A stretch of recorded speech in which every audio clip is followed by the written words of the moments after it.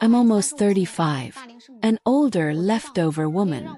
I know the number of men I can choose from is getting smaller, but I don't want to lower my standards. I don't want to just find any man and settle. It's just that I'd rather spend 400,000 on a dowry to marry a man than find someone who's short, poor, and ugly. So what am I really after? I'd rather live alone. I was born in '86. This year I'm 38. Since I posted the last video, I've noticed many people criticizing me. I'd like to ask, can't a 38-year-old woman still look for her love? As long as I'm not married, I'm still a young lady, goddess. Although I'm 38, I don't feel old at all, and I'm still very sought after. There are only men who can't find a wife, not women who can't get married. I'm just not settling for less. I have a brain. There's no problem. Why should I lower my quality of life for a guy? Today, a girl born in '92 told me, actually, I don't have high requirements. Look, I want a guy who has a car and a house, and his height should be no less than 1.78 m, and he needs to earn over 10,000 a month. Do you think my requirements are high? I said it's not about having high or low requirements, but in Taiwan, it's very hard to reach this level, mainly because she said, if a guy can't even earn 10,000 a month, I don't know how he's going to support a family. Don't I want to eat something a bit more expensive? He wouldn't even dare take me out to eat. He just wants to save money. You say I'm alone. I'm going to marry him. And what kind of life will I have? And if I still have to accompany him to pay for the car and house loans, why would I do that? Why should I? Isn't it nicer for me to be alone? So I think it's not that I have high requirements, but that guys are too incompetent. So you can take your time, even if it takes longer. I just want these 3 points to be met. If they can't be met, I'd rather be alone. And this girl is 1.62 m tall. She works in a private company, earning about 4,000 to 5,000 a month. Well, she's at a reasonable age, but she doesn't have anything else. She lives in a rented place, says she doesn't have many expenses, but has a few small requirements for guys. And the maximum age she accepts is up to 87. So, is there a guy who could accept that? I think her requirements are nothing much. It's not a problem. Oh, do you think her requirements are difficult? Can I clarify this for her? What do you think? I really think that some girls, even if you lower your partner requirements, still very difficult. Just think about it. I met a girl born in '90. She shared her experiences with me. And it really hasn't been easy. She had a wedding, held the ceremony. She didn't register the marriage. This means she is still single, without a marriage certificate, although she has a common law marriage. In terms of documentation, she is not married. That's the situation. She told me about her situation, and I really think it's quite difficult. I don't know. Here in Taiwan, there are some people working in labor dispatch contracts, earning only 1,800. She makes only 1,800 a month. But since she's from out of town, she hopes to find someone from Taiwan. Also, she would like her partner's annual income to be at least 150,000, preferably above that. 150,000 is the minimum, because she earns very little, so she hopes the other person earns more. Originally, she wanted the man to earn over 200,000, have a fully paid apartment, and a fully paid car, cannot be below 200,000. Now the apartment and the car haven't changed, but the size can be smaller. 120 square meters is fine.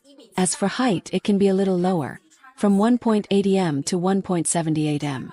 1.78 m and above is okay, because she herself, when wearing shoes, is about 1.55 m. With height increasing shoes about 1.55 m and weighs around 140 pounds. Because she is short and a bit overweight, she hopes the partner is taller, stronger, and more robust. In this way, she feels it's complementary, and it gives her a sense of security. She thinks this is the meaning of finding a man. And if she definitely can't have someone with brothers, because she has 2 brothers, so she can't find someone who also has brothers. But it's okay to have a sister. That's why she wants to find someone from Taiwan. And since her parents are farmers, she hopes the man is from a family, and ideally both parents should be retired. But now if one is, that's fine. It seems like she's lowering her requirements, but I really think it's still quite difficult. She only accepts someone who is 3 years older than her, meaning from 90. She prefers someone up to 3 years older, below 87. And regarding her age group, I don't know how easy it is to find. She previously had a relationship and held the ceremony, but how can she still want someone who is single? She definitely doesn't want a divorced person, thinks that many divorced people have issues. He told me this, so I really don't know. I just want to say to everyone, here there are many divorced people who are great, really good, but maybe there are some special circumstances. For example, if the other party was unfaithful, or if there were indeed some conflicts. In general, those who are available are quite normal, but still, she doesn't want that. I don't know if it's easy to find. What do you all think? She can accept someone who has held a ceremony, but hasn't registered, and who meets these requirements. So folks, would you come and tell me? Would you choose her? I'll tell you a secret. Many men don't just look at the surface. Many prefer those born in 95 or later. What do you think? Me no. You might not believe it, but many older leftover women end up growing old alone. Why do I say this? Why is it expected that these women lower their standards now? Because, according to their criteria, they can't find anyone who falls in love with a so who's 1.85 m tall, while dealing with water and electricity shortages at 35. Many of these women consider themselves high quality, being high-quality leftovers. They say they want to find high-quality men, but the truth is, in the matchmaking market, there are definitely quality women, no doubt, but true high-quality men would never choose from that market, and even less so choose leftover women. These women say they want to marry for love, and that they'd rather stay single if there's no love, holding on to the mindset of better to have less than something bad. The result, it's loneliness in old age. When they reach 30, the age increases, the options decrease, and the men who like them are becoming scarcer. They get frustrated, start complaining, saying there's no respect for these leftovers. And their emotions become extremely unstable. They get angry, sometimes they cry, sometimes they laugh, sometimes they understand and then suddenly feel desperate. What do they say? They are waiting for the right person. But who is that person? You don't take a test and get a perfect score right away. You've never taken a test and directly achieved the maximum score? That's not very likely, right? Why do most families of women in arranged marriages prefer to lose their dignity rather than settle for a lower relationship? I believe this issue could be quite simple, but it has led to various discoveries amid the chaos. Why don't women at home want to lower themselves? Basically, there are 3 reasons. The first is dissatisfaction. The second is a reluctance to embrace an ordinary life. And the third is confusion about the future, with fears that marriage won't meet their expectations. Many women, when young, have an idea that a husband should be an exceptional young man. Due to certain mistakes, they have missed opportunities along the way. When they reach arranged marriages, they often hear advice like, "You've been in this game for so long and still haven't found someone suitable. There must be a reason. Perhaps your expectations are too high." They often think, "If I really had a standard, I would already be married, and my children would be in school. Why wait until now and settle for someone inferior just because of age?" These ideas lead many women, who have their own achievements and efforts, to feel unsatisfied with lowering their expectations. This is a reason that doesn't need further elaboration, as it's clear that it's unfair to accept less. Moreover, many of these women live elegantly, enjoying life.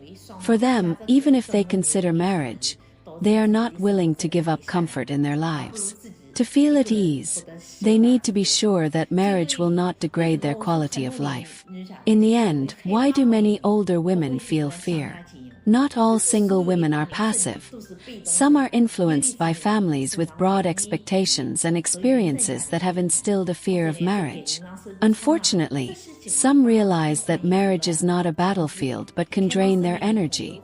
Instead of forcing themselves into a relationship that doesn't make sense, it's better to live freely and lightly. You are in charge of your life.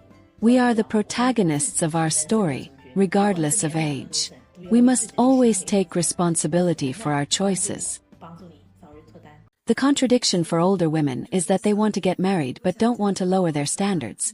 Today, a 36-year-old woman came to consult with me. She is 1.67 m tall, has a master's degree, an annual salary of over $200,000, and has an average appearance, but her family background is really good. Her parents are leaders in their respective companies.